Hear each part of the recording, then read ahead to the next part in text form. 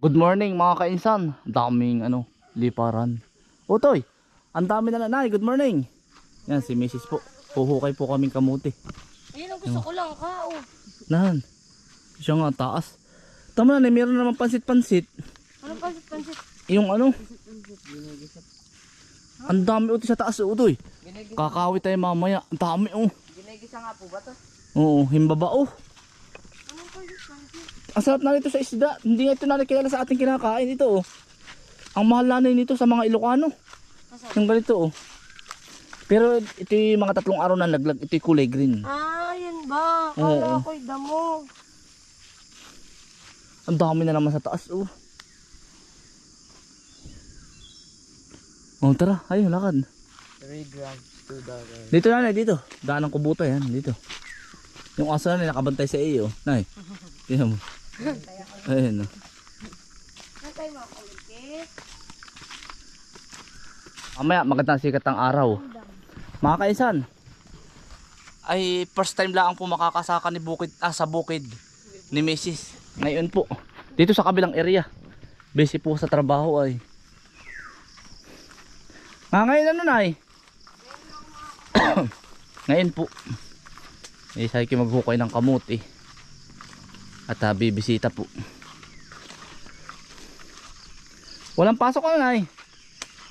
Iba talaga ang simoy ng hangin din Una kabayo utoy. Unahay. Baka maharabi ang ate Sara mo. Kaya ma-agree yan. Nasa lubong. Akala'y ha. Akala'y di ma-agree. Ha. Utoy baka makaharabi ha. Hello. Morning. Ha. Utoy baka maharabi yan. Ha. Okay. Buntis yun? Parang hindi. Parang buntis. Layaw utoy. Layaw. Yan po si tatay. Ang agap. Kung maaga po kami, mas maaga po. May tatay din ba yan? Ay, hindi ka ba nakakapunta dito Hindi pa nga, ngayon nga. Yun, nanay. Yun. Yung may motor. Yung linis na. Bigla kaming yung pagkakalaking kabayo sa likod namin ay. Nawala na Toy. Kano kaya yun? Kabado po kami lahat ay. Ako pati nang hina ay. Ha? Butit bumalik ay kung tinasagasaan tayo nun. Kaya po bumalik ay nagitla. Nagulat sa atin. Sabi po, nagulat po gawa nung sabi niya. Nanay! Biglang bumalik. Ang gulat ko ay natagundong eh. Sabi ko ano kaya yun? Saan ba na? Ay diretso. Walang hindi. Yan nanay ang kamutihan. Tsaka yun yung talungan nanay. Ngayon pala ang po si Mrs. Ngayon pa lang ako makakaparin. Yan, ari pa nanay ang kamutihan yan. Kakapilo pala. Aba marami pa yan. Meron pa sa ibaba. Kaya mga kainsan, pagkatapos po nito, meron pa po tayong 3 luang na ganito kalaki sa ibaba. Sa mga nagtatanong po, kung nakailang kilo na, saka ko po isasabihin sa inyo. Dahil nagtatanong kung nakailang kilo na lahat. Sa kalkulasyon mo, mga ilan? Mga 15 15,000. kilos. Mga ganun. Basta, saka ko sa inyo, nasaan po listahan ay. Ay, nagputay na uli kahapon. Hindi pa additional yun. Diniliver natin Nasa 15K daw po. Yung taga-kwenta ko po mga bata. 500. 1,500 lang pa yun? Mga 600 yun. Yan nanay, oy. Are, sa Pizza by Chinko ang harvest niyan. O to, isang huling naghukay kahapon din sa gitna. Ang balinghoy, magaganda na Ito nga ipapasugod ko ulit sa mga bata. Yan dahil pa nalang sa ilalim nito. Tiyan mo Otoy. Tiyan mo. Papasugod ko po ito sa mga bata. Libre na po. Parang lakad pa lang. Daig ko na nag-ani ay. Yan, sabi ko sa iyo. Layo. Ito nga ay pag 30 minutes 20 lakad. minutes natin nilakad. 20 minutes. Yun. Mabilis-bilis pa yun. Pag mabagal. Siyempre dinabol tayo ng kabayo. Ayan, lakad. Yan naman talungan. Mga kaisan, nakaganda na po uli ang talong pero malapit na po natin pruningin. Ang gusto ko po ay uulan ng todo. Nanay, lakad tayo. Ang dami pa utoy. Yan ang kasarapan niya ng paglalabon. Ay, sako pa ang makukuha yan.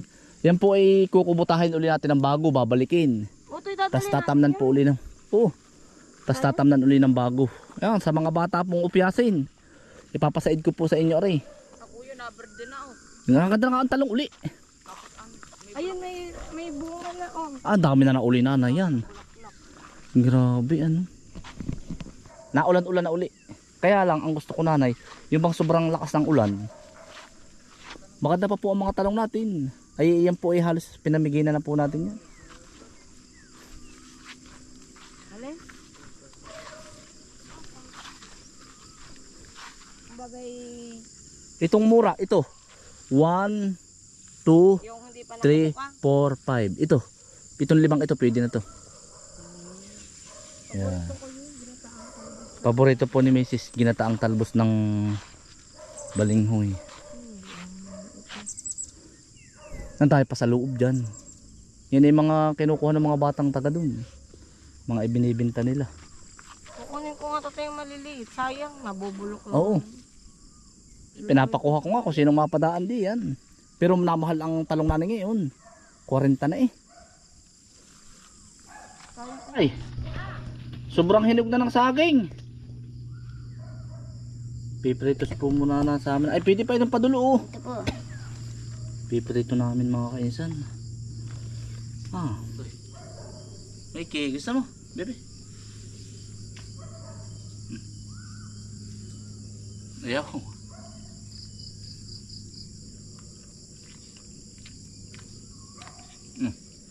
Mga kasam. Saging po. Gagawin natin marhuya. Gusto mo ba? Gusto mo? Gusto mo ba? Busog. Nangangain po itong saging, kaya lang ay busog.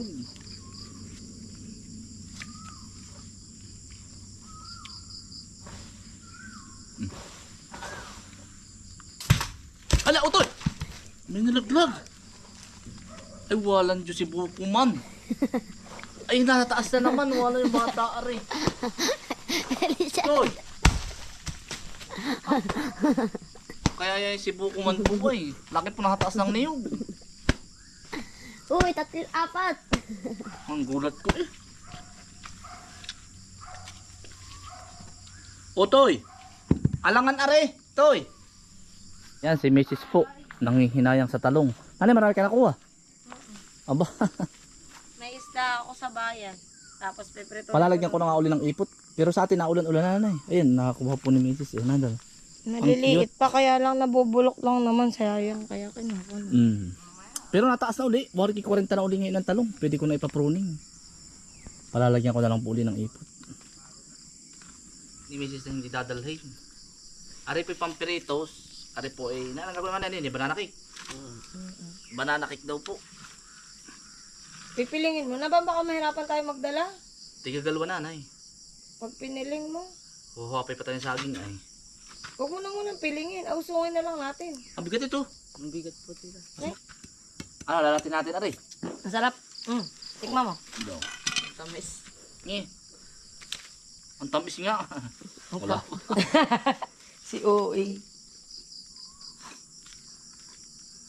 Ang sarap.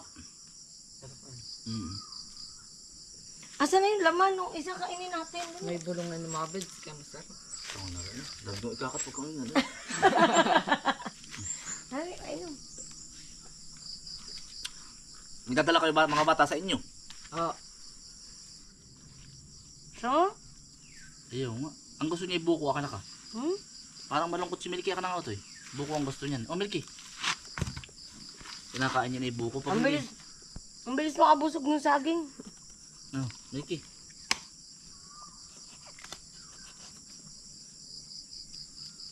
Ang tamo. Ang arte mo, Milky. Yun, eh, pag ayaw ng ayaw niya ng ano, buko ang gusto niya. Di ba kasama natin kanina sinapanda? Nasaan na yun? Yung dadaga po. Ang dadaga. Huwag naman sunod-sunod tayo. Maawa ka doon sa aso. Ayaw din pala ano. Eh, ikaw kaya ang subuan ng sunod-sunod. Mual na mual nila. Saging po. Magbuhukay na po kami ng kamote mga kainsan. Kamote.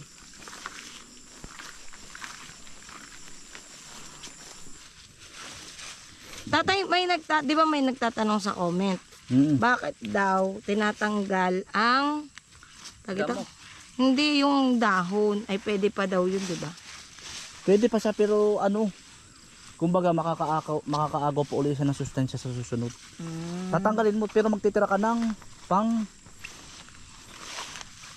ito, bunutin mo ito lahat, bunutin mo yan. Sabay-sabay, marami naman yan. Oh, di sayang maliliit. Kasama na yun. Kasama Hindi na. mo na pwedeng itira yan. Hindi na sila lalaki. Hindi na, magkakasakit na siya. Bakit? Yan. Kasama na lahat. Yun. Bakit magkakasakit? Ay, pag ito, ang kamote mga kainsan, kung harvestin na yung malaki, i-harvest na ninyo. Kasi ito po ay 3 months, pwede nang i-harvest. Pag tumagal pa po ito ng 3 months to 5 months, magkakaroon na Reject po na. siya ng butas-butas. Kung tawagin na itanga. Okay. Yan. Ito, malaki na to. Dito. Bakit hinuhugasan mo pa? Ay di ba dapat hindi hinuhugasan pag dadalhin sa... Ang laki! Pero ang tunay na buhay, dapat yung po talagang ganito, hindi hinuhugasan. Kaya lang, ang gusto ng mga taga-bayan, ng mga mamimili, gusto nila malinis. Pero ang realidad, yung gantong hindi hugas, mas tumatagal ang buhay. Tumatagal ito ng 1 buwan, 2 buwan. Kaysa hugas na weeks lang. Wala na Ay tayo. siyempre, taga-bayan, sino bang bibili na maputik ang ang kamote? 'Di ba wala? Sabi ang putik naman yan. Pero sa ibang bansa talaga, hindi siya sinuhugasan. May binisita po tayo din sa kalapit barangay na mga nagtanim ng kamote. Hindi po sila nasaka po dito sa ibaba. Hindi po sila nakapag-ani dahil nagkasakit po ang kamote. Hindi man nagkasakit pero ang binisita ko sa kanilang mga kainsan, sobrang baba ng bed nila. Ito mo na ang bed nito, halos 1 dangkal at kalahati. Ito mo. Isa, halos kulang-kulang 2 nga po mataas. Yung kanilang mga kainsan, ito lang yung bed nila. Dito sa lugar namin ha, dito po sa amin medyo maulan Ulan init. Yung nakikita kong kalimitang bed, yung ginagawa nilang taniman, mababa lang. Ang tendency nun, pag mababa lang, oras na umulan, maiipon yung tubig sa ilalim. Mabubulok na siya. Tamo mga bed ko po, sobrang tataas na yan lahat. Yung pinakang gahok po ng lupa. Ito. Nasa mga gilid-gilid yung malaki. Wala ba itong kasamang rabbit sa ilalim? Wala. Karot sa tang kinakain ng rabbit na. Hindi, sa cartons lang yun. Tunay na buhay. Sa tunay na buhay, talbos. Marami ka na nakuha. Ano yun? Ito, hindi na ito mabubuhay. Sayang naman. Ay, oo, hindi na pwede yun. Baon natin. At mas, ay wala na yun. Ugtol na siya ang paglaki niya. Yung hihigitin ko lang ay yung Pwede ano. naman. Kaya lang, tatamnan ko na ito ng panibago. Para makalaki pa siya sana. Oh. Sayang. So, bakit Nabibili din naman yun kasi mahal ngayon. pwede na itong pang pwede na itong pang labon. Masarap ang labon yung ganito maliliit. Yung malalaki pang preto. Dapat pala alam ko na. Pag bibisita po kayo dito ng Sabado, mas maganda maagap para hindi mainit. Hindi mainit. Agap po namin sumakay. Para hindi maapektuhan yung iba kasi sayang.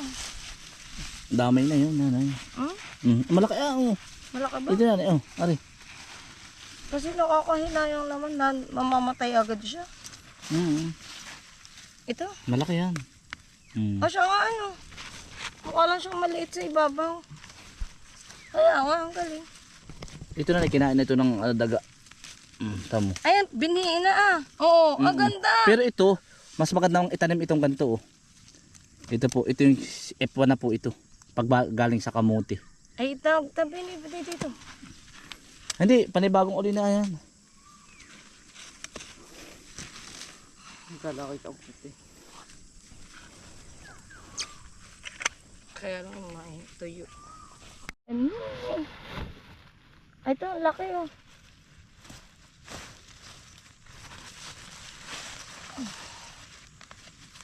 Dalawa.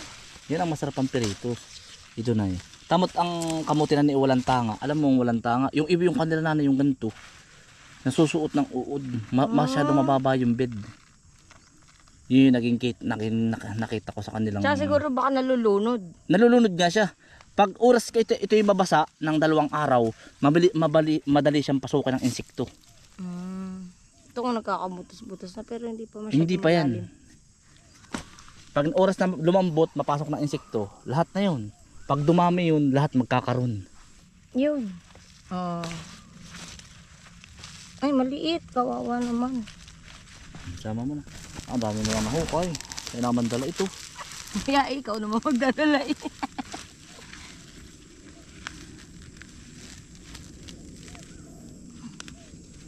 Ay, naputol. Ano nanay, okay na? Nay, ang laki pa oh. Ha?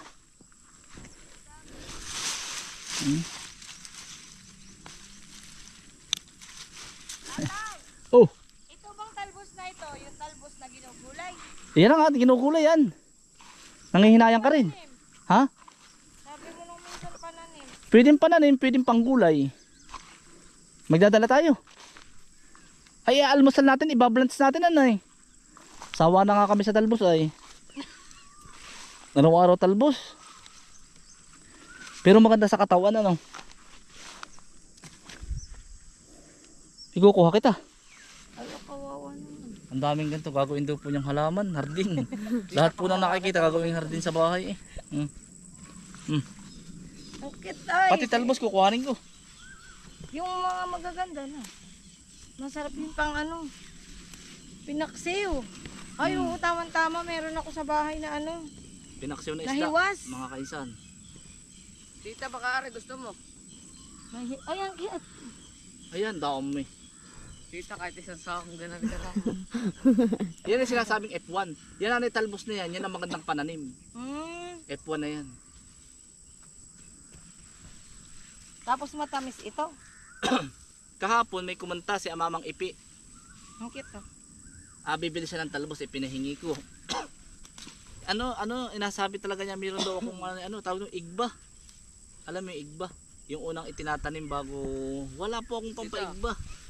Yung sikreto ba na itinatanim ng matanda? Ayan, ganda. Pwede mo palang ibenta yan ano? Ito, pwedeng bibenta pang ano. Pang hardin. Hindi. Pang bini. Siya nga, ano daw? Pwede nga, may idea si Mrs. Pwede ano. Ilalagay mo lang sa paso. Pang bini. Ito. Ibibigay ko kay Mrs. Mga flowers for you. Ay, ang daming dala. O, tama, tisara mo. O, ito, ayun, o. Ang daming dala. Itatanim daw po, tara. Pananim, ilagay mo sa pasuhin, mabibinta yan. Ilang araw to bago lumaman? 3 months. Naman eh. 3 months. Malaki 90 days. ba? 90 days, pwede na pong i-harvest. Maganda nga na yung idea mo. Pwede mo siya idala-dalhin sa office ba?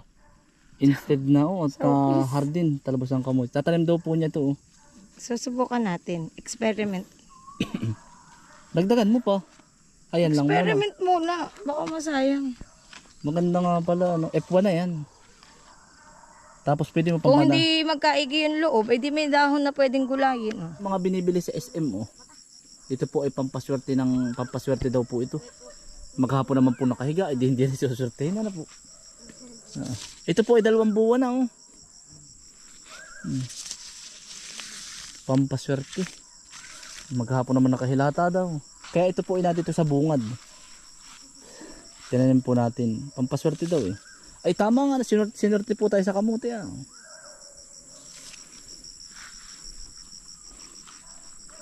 Pampaswerte sa mga Chinese. Tara na nay, mga bata, tara na. Yan, ari po yung nahukay ni Mrs. Ang lalaki din pala na yun. Ipipretos daw po niya. Nilagay ko lo. Otoy, Pati nga kabila. tara na.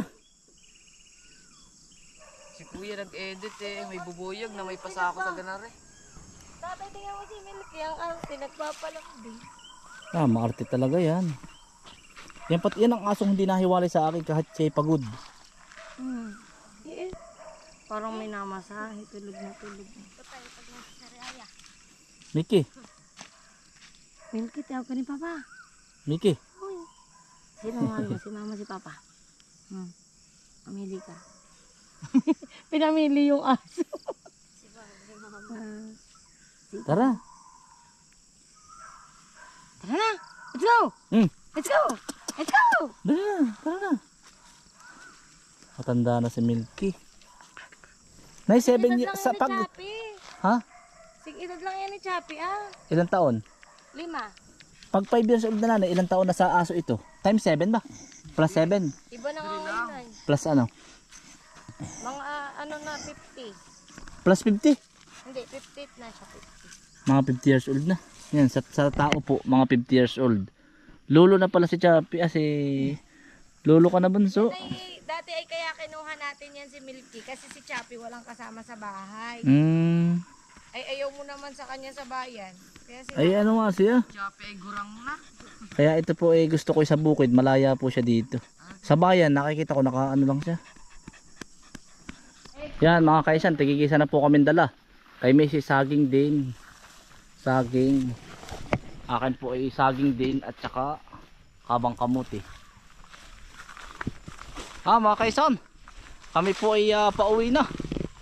Maraming salamat po sa inyong pagsama. Ingat po lagi, stay humble and God bless. Peace, bye. Aalmusal naman po. Pagluluto-luto po. Italin na. Yan mga kaisan nyo. O, diyan kayo dumaan sa tabi. Kaya lang. Yan yung kanina muntik na sumagasa sa amin. Sino kaya nakahuli niyan?